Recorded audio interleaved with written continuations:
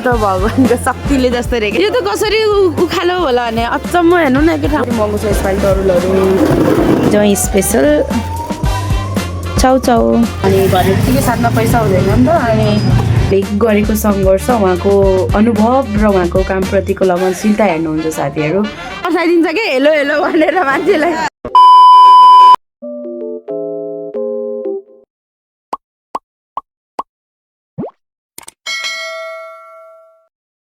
guys good morning तपाईँहरू सबैजनालाई सन्चै हुनुहुन्छ भन्दै आजको डे 3 भ्लग सुरु गर्न गइरहेको छु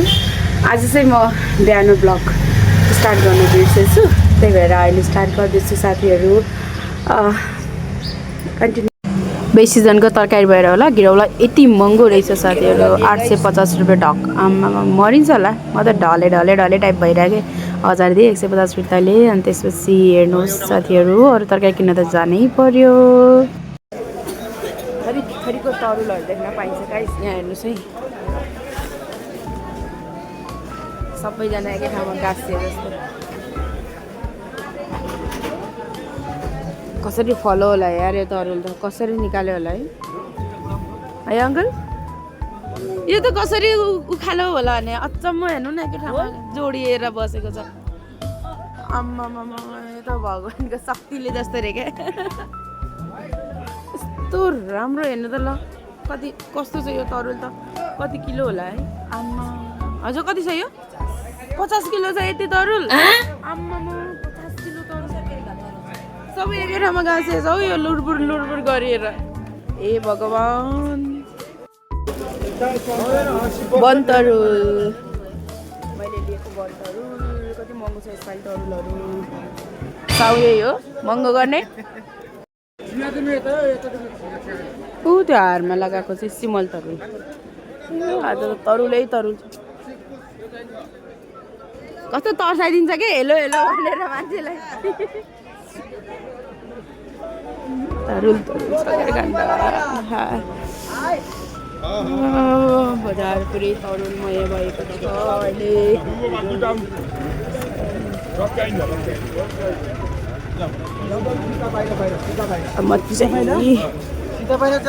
म चाहिँ पताले तरुल खोज्नु जानु पऱ्यो पताले भन्ने रातो हुन्छ मिठो हुन्छ नेपाली तरुल फेरि तरुल पनि इन्डियन आउँछ र भन्ने छ कम्ती आउँछ इन्डियन तरुलहरू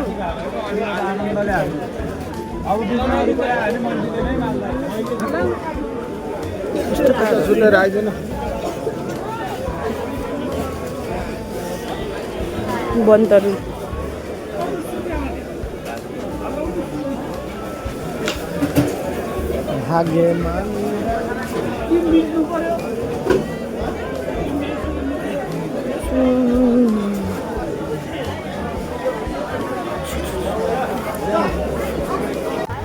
आज साग पनि किनेर भ्यायो अब यो चाहिँ साग बजार हो कालीमेटीको बाहिरपट्टि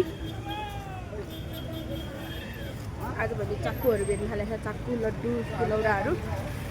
भ्यायो तरकारी किनेर यति साह्रो जाडो छ जाम छ मेरो सामान पुऱ्याइसकेँ उयो बत्ती बलेको ठाउँ चाहिँ खाजा खाने ठाउँ हो यहाँ मिठो मिठो खाजा पाउँछ हामी खान्छौँ भ्याएको बेलामा आज भ्याउँदिन जस्तो लाग्यो जाडो भयो जाडो छ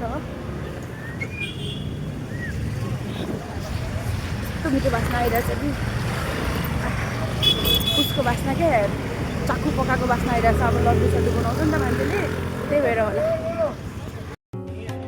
गाइस मैले चाहिँ थुप्रो भएको थिएँ ट्राइपोड किन्नलाई रहर गरेको अनि भनेको साथमा पैसा हुँदैन नि त अनि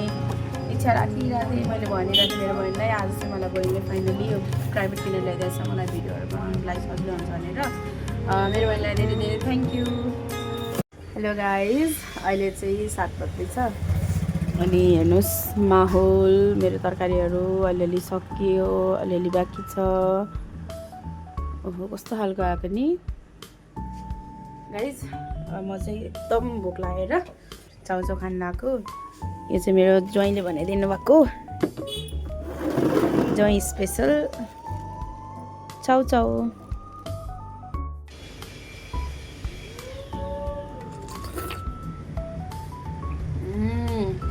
दामी